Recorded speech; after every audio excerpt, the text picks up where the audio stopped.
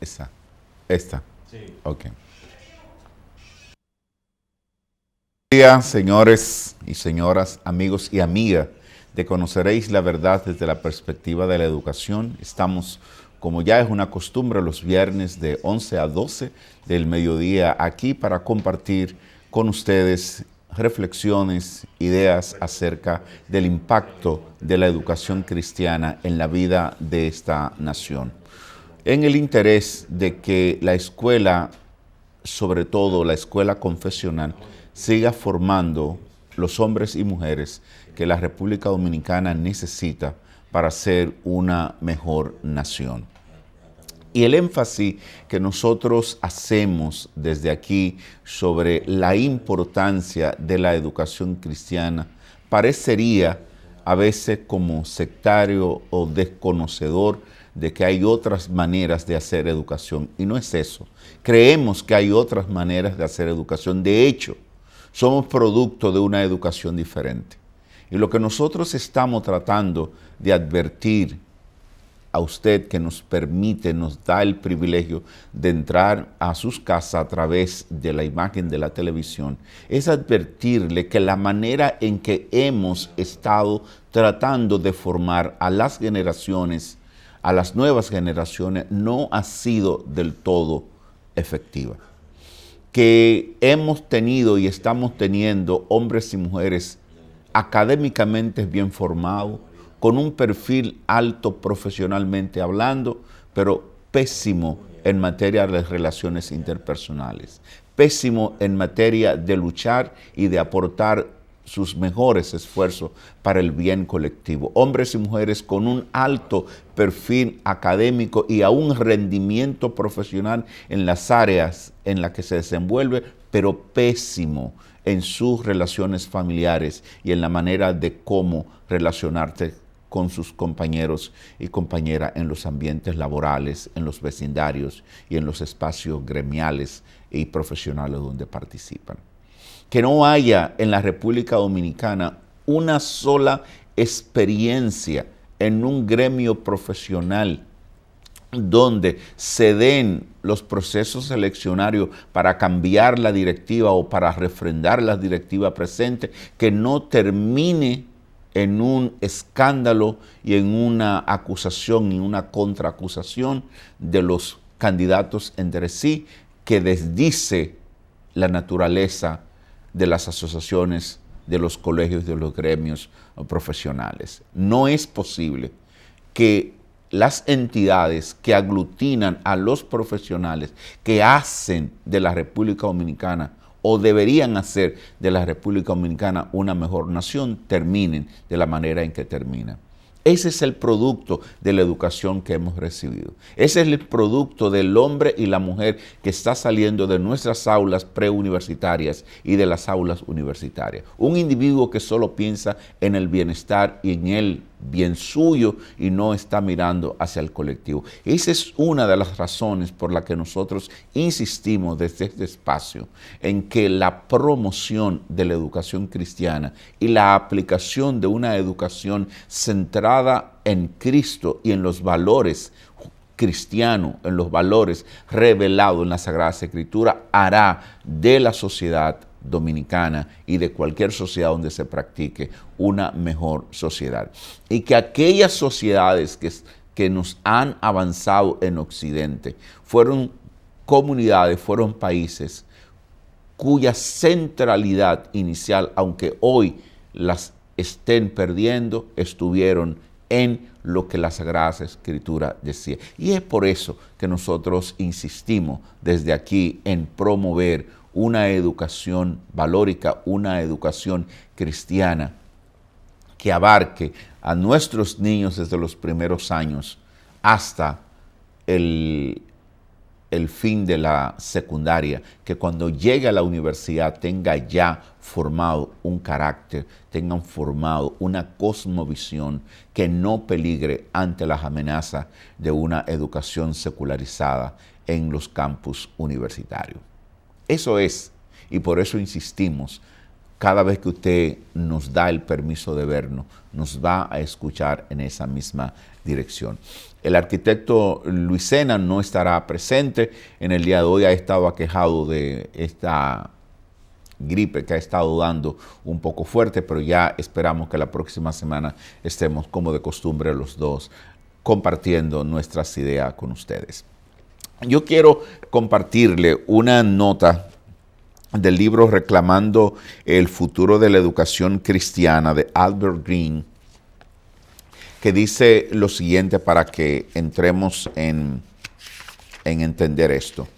Él dice que si el objetivo de la educación cristiana es inculcar por la benévola obra del Espíritu Santo una conciencia bíblica en la mente y en el corazón de los hijos, de los padres cristianos y no, entonces vale la pena que nosotros hagamos un mayor esfuerzo en esto. Fíjese, inculcar por la benévola obra del Espíritu Santo una conciencia bíblica en los estudiantes. Esa es, sin lugar a duda, el mayor desafío que la escuela cristiana tiene. Cuando nosotros hablamos de inculcar esa convicción, esa cosmovisión bíblica en el corazón de los estudiantes por la obra del Espíritu Santo. ¿Qué significa esto? Sencillo, nosotros vamos a sembrar la palabra. Nosotros vamos a enseñar los valores, pero quien termina haciendo la verdadera transformación en la vida de los estudiantes es el Espíritu Santo de Dios. No hay manera de que yo pueda asumir como responsabilidad mía lo que es obra del Espíritu Santo. Cambiar el corazón, cambiar la mente y volver una mente rebelde a ser una mente obediente al Señor es una obra del Espíritu Santo. Pero la tarea de nosotros como maestros y maestras cristianos es presentar la verdad revelada en amor, respetando la persona del estudiante, de modo que se convierta en un terreno fértil para que germinen las ideas que estamos transmitiendo desde las Sagradas Escrituras al corazón, a la mente de nuestros estudiantes. Cuando nosotros confiamos en que el Espíritu Santo es quien terminará haciendo la obra, nosotros tenemos entonces que darnos cuenta que la educación cristiana tiene que comenzar con un reconocimiento de la soberanía de Dios. Tiene que comenzar a partir de ahí. Una educación cristiana llevada con el rigor con que debe ser llevada, comienza admitiendo que Dios es soberano. Dios tiene el control y Dios sabe hacia dónde va caminando la historia de la humanidad y cuál es el final. Dios tiene el control sobre la vida de los hombres, sobre la vida de las mujeres, no importa lo que esto confiesen o no confiesen, lo que crean o no crean. La labor del maestro, la labor de la maestra en una escuela cristiana es presentar la verdad, y esa verdad presentada con la humildad suficiente encontrará un corazón ávido que la tomará y hará un cambio de vida. Y ese individuo con ese cambio de corazón, con ese cambio de mentalidad, es el que, una vez profesionalizado, actúa de una manera totalmente diferente a la que nosotros hemos estado viendo. Si nosotros entendemos que esto comienza con la soberanía de Dios, también nosotros tenemos como maestros que reconocer que los estudiantes al igual que nosotros, fuimos hechos a imagen y semejanza del Señor. Cuando un maestro entiende esto y entra al aula, como diría la Madre Teresa, en cada alumno que él tiene frente a él ve el rostro de Cristo.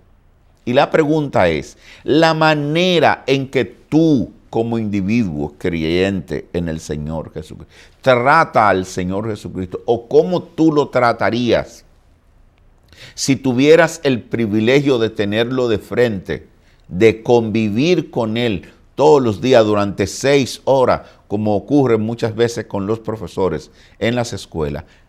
¿Cómo tú tratarías a Cristo? ¿Cuál sería el trato? ¿Cómo tú te prepararías antes de llegar al aula si tú supieras que con quien te vas a encontrar es con el Señor Jesucristo? Esa convicción del maestro permite entonces que cuando lleguemos al aula nosotros veamos en cada rostro, en cada niño, no importa su comportamiento, y casi me sonrío aquí porque yo sé que para muchos maestros el día a día con sus estudiantes no resulta ser tan agradable. Pero esos niños, esos jovencitos que están ahí, están hechos a imagen y semejanza del Señor. Por lo tanto, el trato que nosotros tenemos que darle a nuestros estudiantes es un trato o el mismo trato que nosotros le daríamos a Cristo. Ahora, la educación cristiana, basada en una filosofía recogida de las Sagradas Escrituras, afecta todo lo que tiene que ver con el proceso enseñanza-aprendizaje. Las relaciones de manera fundamental son tocadas de una manera radical por la convicción o la cosmovisión bíblica que el maestro tenga. Si el maestro tiene una cosmovisión bíblica, su relación con los alumnos va a ser diferente. ¿Por qué? Primero, porque el maestro se da cuenta para sí que él está hecho a imagen y semejanza de Dios. Y que esa imagen y semejanza que está en él como maestro también está en la vida del estudiante. Y lo obliga entonces a tener un respeto hacia la dignidad del estudiante porque saben que él, alumno, y él como maestro tienen el mismo origen divino. Fueron hechos a imagen y semejanza de Dios. Dios nos puso su imagen en nosotros, en profesores y en alumnos. Por lo tanto, el profesor sabe que tiene una autoridad delegada por Dios con límite. Tenemos una autoridad limitada, de tal manera que nosotros sabemos que hay un terreno en el que no podemos pasarnos, porque de pasarnos estaríamos tratando de gobernar la mente y la vida de un estudiante a quien Dios ha decidido desde el origen mismo de la creación que solo Él quería gobernar al ser humano y no que otro ser humano lo gobernara. Por lo tanto, el maestro sabe que dado que él y el estudiante son la misma persona delante de Dios, él no puede ni manipular, ni abusar, ni pisotear al estudiante, porque sabe que no es al director de la escuela o al director del distrito o al director regional o al ministro de educación a quien él tendrá que darle cuenta sobre el comportamiento inadecuado con el estudiante, sino que tendrá que darle cuenta a Dios de cómo no trató con dignidad y respeto la vida del estudiante. Ese estudiante que está en la calle manejando frustraciones, manejando dolor, producto de heridas provocadas por los maestros en las aulas en el pasado y que no ha podido restaurar su imagen interna porque un maestro, porque una maestra de manera inadecuada, por torpeza, por maldad o por ignorancia, lo marcó, ese individuo tiene la oportunidad de ser restaurado en Cristo, pero ese maestro tendrá que dar cuenta a Dios de lo inadecuado e indecoroso con que se manejó en el aula.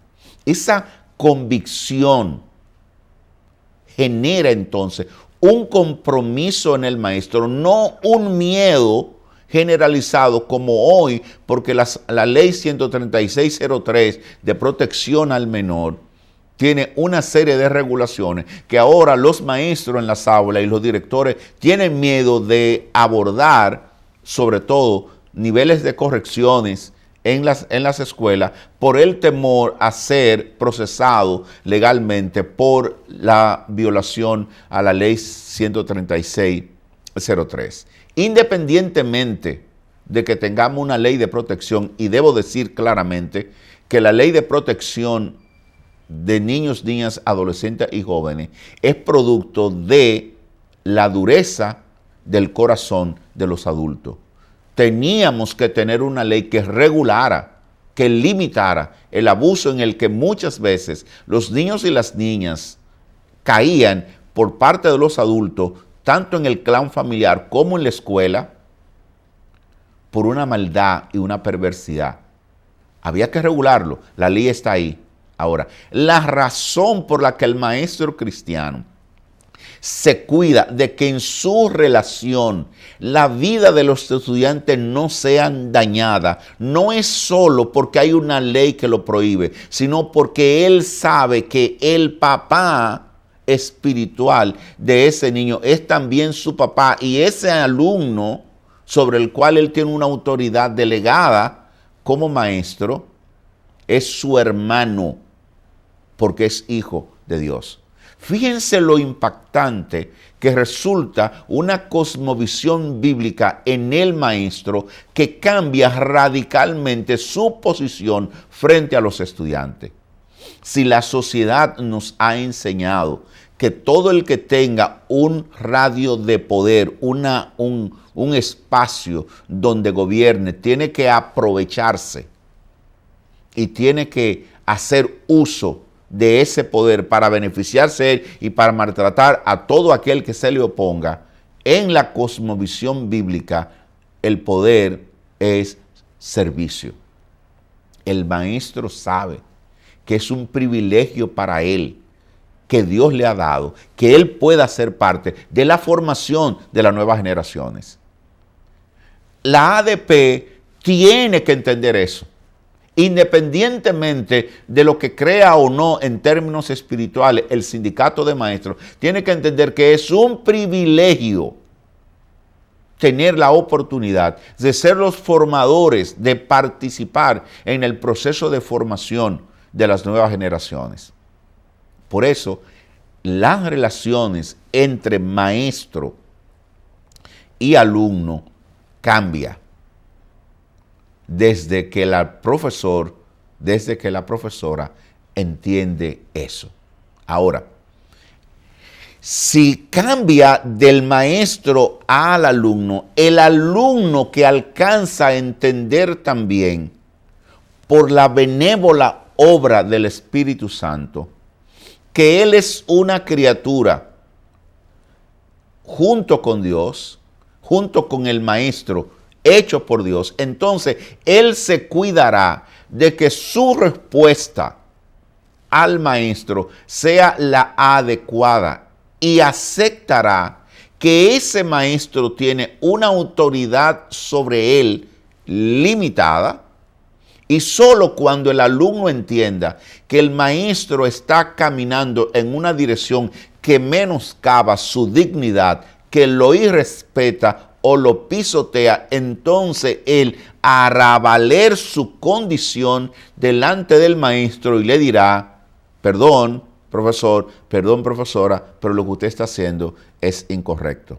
Ahora, en aquello en el que el alumno entiende que el profesor está haciendo lo correcto y que se está moviendo dentro de esa autoridad limitada y reconociendo su condición, el alumno tiene que responder como una criatura en obediencia, sabiendo que él obedecerá al maestro en todo aquello que sea en el Señor, que agrade al Señor y no que viole lo que Dios ha revelado en la Sagrada Escritura. Fíjese entonces, una convicción o una cosmovisión cristiana en el alumno y en el maestro cambia el esquema de relacionamiento. No debe darse esa tensión que se da muchas veces en el que el maestro quiere controlar al alumno, el alumno no quiere dejarse controlar y termina entonces en una guerra de distancia en el que puede más termina ganando el pleito. Y comúnmente a la hora de la evaluación, muchos maestros terminan evaluando al alumno en función de su comportamiento y no en función necesariamente de su rendimiento académico. Una evaluación integral plantea que los alumnos y los profesores son evaluados uno y otro en el mismo proceso. Ahora bien, una manera de darnos cuenta de que estamos siendo evaluadores objetivos es cuando nosotros podemos evaluar a nuestros alumnos en función de la asimilación y la aplicación que están haciendo de lo que hemos ido aprendiendo y construyendo en el aula. Cuando el maestro se quita la emotividad de la molestia que el alumno le produce en la interacción, sobre todo cuando le pido hacer algo que no hizo,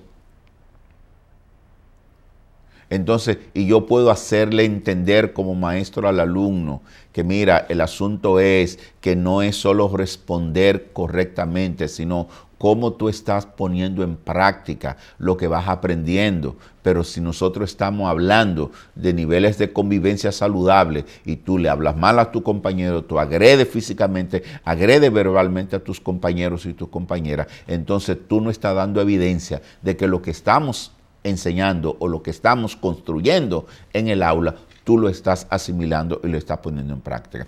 Tu evaluación, inclusive la numérica, va a reflejar esa problemática. Pero el profesor se preocupa de que el alumno pueda reflejar el carácter de Cristo, porque cuando el alumno refleja el carácter de Cristo, entonces el maestro sabe que él está siendo un maestro eficaz. Y un día, aunque en el reino de los cielos lo que recibiremos es el certificado de siervos inútiles por haber hecho lo que teníamos que hacer, él recibirá el galardón de haber hecho lo que tenía que hacer. La relación, entonces, entre maestro y alumno cambia. Ahora bien, hay una segunda instancia del relacionamiento que la cosmovisión bíblica cambia, y es la relación de maestro-maestro. Somos compañeros en la escuela. Estamos todos con la misma responsabilidad. Estamos lidiando con las mismas tensiones. Estamos teniendo las mismas preocupaciones y tenemos el mismo anhelo: ver a nuestros alumnos cambiar y avanzar de manera adecuada, producto de su relación con nosotros. Así que yo estoy ahora dándome cuenta que yo no estoy solo en el proceso de enseñar. Porque si bien es cierto, yo tengo una responsabilidad de un grupo particular en el aula donde yo estoy, el conglomerado de la escuela aspira a tener un perfil que yo sumo una parte, pero el maestro que está al lado suma la otra parte. Entonces ya yo no estoy en competencia con mi compañero o mi compañera. maestra, sino que yo ahora soy un colaborador, soy una colaboradora de mi compañero, de mi compañera, porque el éxito de él es el éxito de la escuela, es el éxito de los alumnos, es el éxito de la comunidad educativa en sentido general. El entender ahora que la imagen de Dios puesta en mí es la misma imagen que está puesta en el maestro, que es compañero mío en el ejercicio de esta profesión, me preocupa a mí de que su comportamiento y su rendimiento sea el adecuado. Así que si al pasar por un aula veo a mi compañero maestro que está haciendo algo que no es correcto, con el debido respeto y el amor por encima de cualquier cosa, me le acerco y le hago saber, mira fulano, mira fulana, yo creo que este es un área en el que tiene potenciales para mejorar. Creo que hay otras maneras en que tú pudieras hacer esto que te dé mejor beneficio que el que te está dando hacerlo esto. O sencillamente preguntarle, ¿tú te has puesto a medir cuál es el resultado cuando estás usando esta técnica o tal técnica que te vi usar? Si el maestro es tratado así, no se sentirá ni acusado, ni cuestionado en su profesionalidad. Él debe sentir que tú estás acercándote con el propósito de ayudarle a mejorar, porque la mejora de ese profesor como líder es la mejora también de la comunidad. Por lo tanto, no hay competencia. Lo que hay es una especie de solidaridad. Si eso lo viviéramos de esa naturaleza, de esa manera, y tuviéramos esos niveles de confraternidad y de compañerismo, no habría problema entonces cuando alguno de esos maestros aspire a dirigir el sindicato de los maestros. Sencillamente nos sentaremos y diremos, yo creo que ciertamente fulano o fulana tiene las condiciones para guiar el sindicato a mejores conquistas. Y no tendríamos que competir, porque nosotros estaríamos reconociendo el valor de uno y otro. Y cuando nosotros nos miramos, que todos en el conglomerado en el que estamos, como maestro y maestra, tenemos el mismo valor delante de Dios, entonces nosotros nos damos cuenta que tenemos que respetarnos unos a los otros y valorar y ver a cada maestro como una fuente en la que yo puedo tomar, de la que yo puedo beber para mejorar mi manera de hacer mi labor profesional. Si los alumnos nos ven a los maestros movernos en ese tipo de comportamiento, esté usted seguro que su relación alumno-alumno también va a ser diferente. Porque esa es la otra instancia donde una cosmovisión bíblica cambia los niveles de relacionamiento. Los últimos años hemos estado luchando con el famoso bullying o la burla entre alumnos. Cómo se abusa en el mismo campo en el mismo terreno de los estudiantes, abusan uno de otro. Cómo la burla provoca inclusive y ha provocado muerte, suicidio en alumnos que no han soportado la manera en que sus compañeros se burlan de ellos. Porque los estudiantes no acaban de entender que ese compañero a quien ellos, o esa compañera de quien ellos se están burlando, tiene la imagen de Dios en él. Y si bien es cierto que el pecado ha desdibujado un poco esa imagen, lo ha hecho en todos nosotros. Todos nosotros tenemos una razón por la que alguien se burla o alguien nos critica a espalda. Todos tenemos algo de que el otro pudiera reírse de nosotros.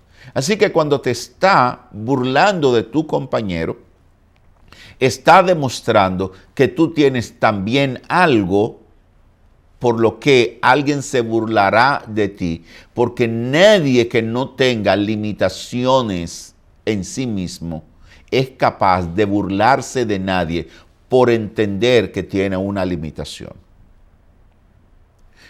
El hecho de que te burles de tus compañeros es la señal de que tú no estás bien. Porque nadie, como dirían los viejos, en su sano juicio puede entender que hay un ser humano de menor categoría que otro ser humano, porque lo que la Biblia nos hace ver a nosotros y nos deja ver claramente establecido es que en Cristo todos nosotros somos iguales. Cuando la escuela cristiana está promoviendo una conciencia bíblica en los estudiantes y el Espíritu Santo está obrando benévolamente para que eso ocurra, entonces la relación de los estudiantes con sus compañeros estudiantes va a ser totalmente diferente. No habrá asociación entre los estudiantes para molestar a los profesores o para causar problemas en la escuela.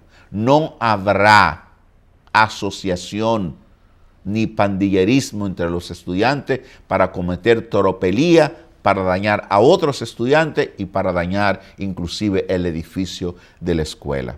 No tendremos los actos de violencia que hemos estado viendo en los últimos años en los recintos escolares, cuando los alumnos aprendan a respetarse mutuamente, porque en la imagen de mi compañero está la imagen de Cristo, a quien yo reconozco como Señor de mi vida, a quien yo reconozco como soberano.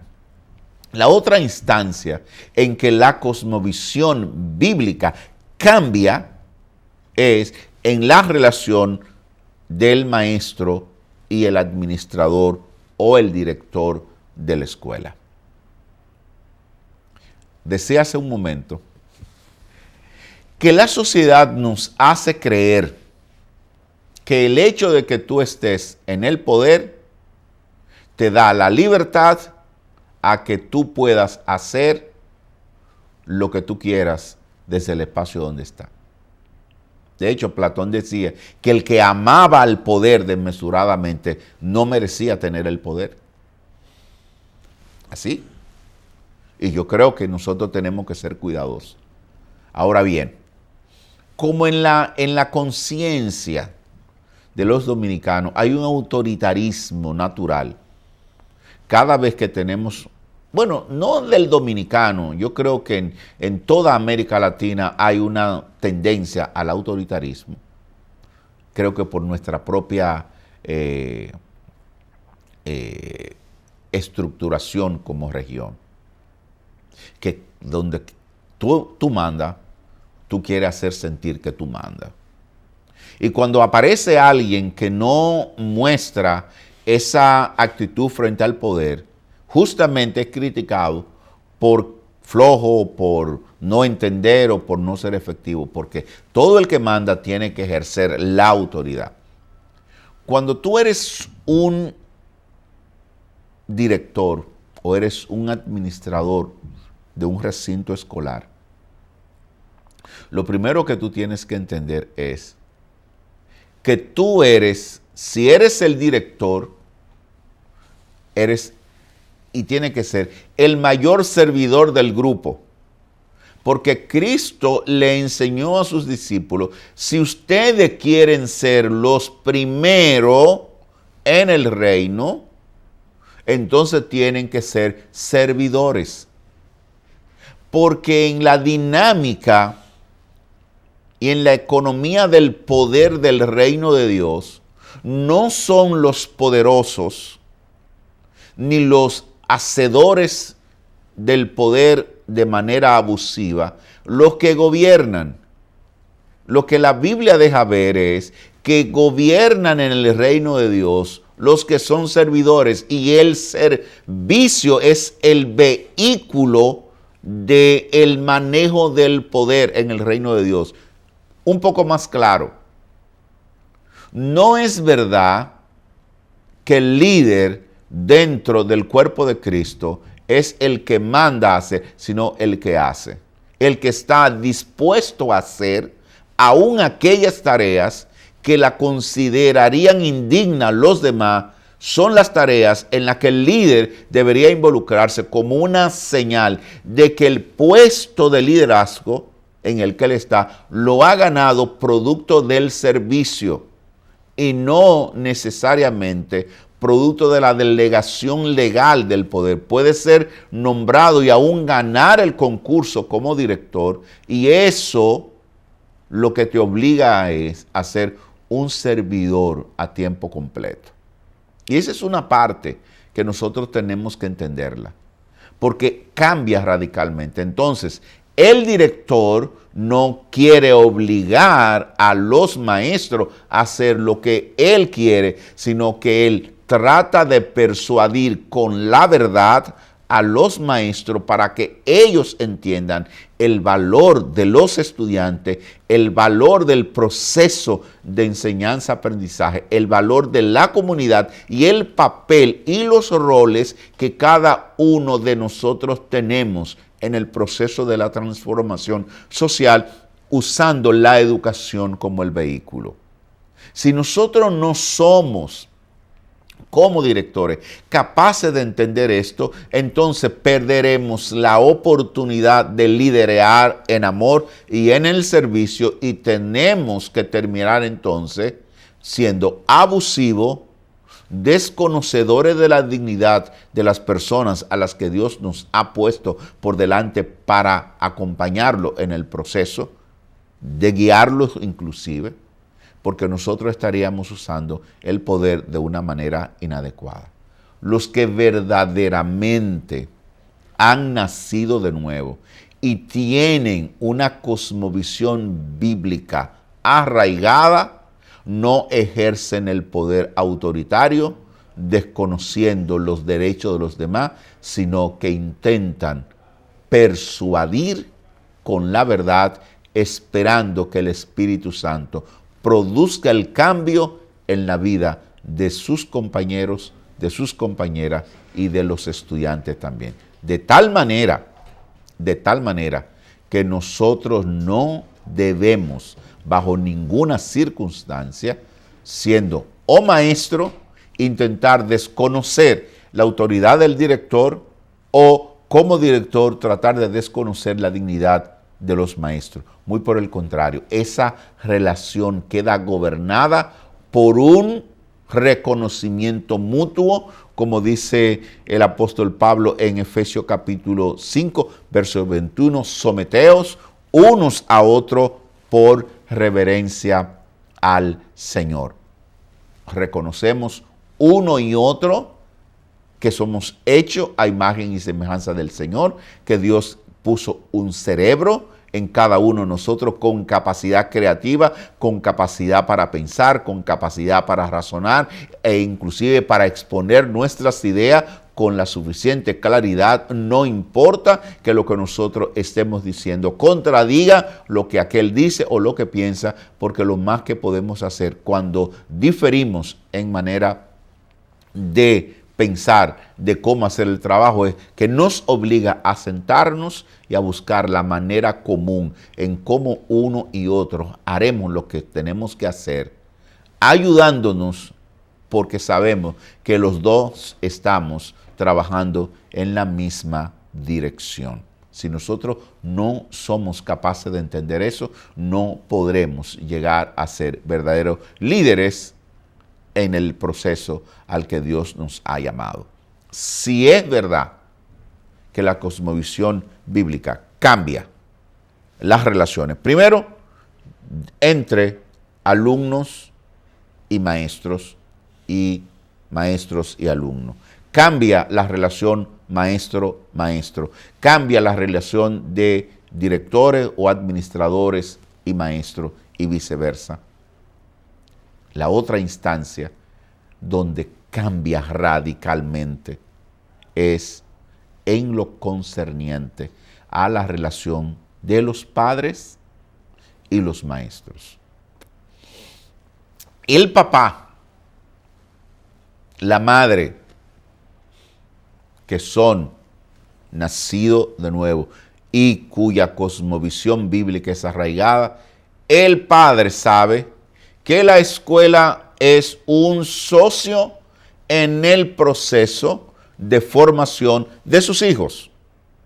No delega 100% en la escuela la responsabilidad de la formación de sus hijos. Entiende claramente que la escuela es un socio ayudador, pero que la responsabilidad mayor está en la familia y en él como cabeza de familia, en asegurar que lo que sus hijos están recibiendo asegura la glorificación de Dios y garantiza un cambio en la vida de sus hijos para bien.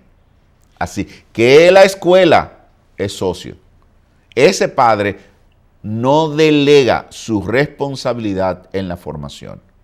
Y por último, nosotros sabemos que debe haber un cambio en la autoridad y la sociedad en sentido general. ¿Cómo va a ocurrir eso? Bueno, cuando la escuela asume que es un medio de transformación. La cosmovisión bíblica cambia las relaciones en todas las instancias en las que se da el proceso de enseñanza-aprendizaje.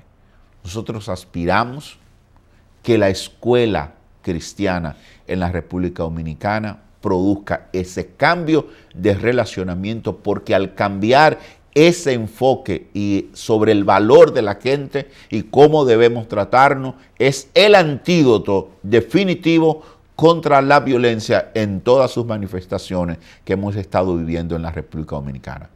Una vez más, gracias por su atención. Nos juntamos la próxima semana esperando que ya el arquitecto estará junto con nosotros. Tengan un feliz resto de la semana y muchas felicidades en el Día de la Amistad. Así que disfruten y respétense mutuamente. Dios me lo bendiga mucho. Será hasta la próxima.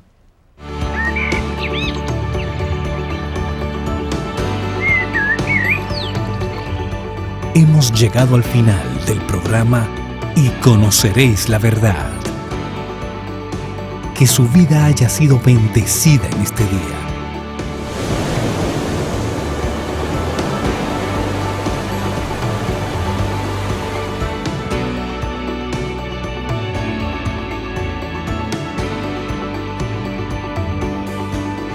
Le esperamos de lunes a viernes a esta misma hora.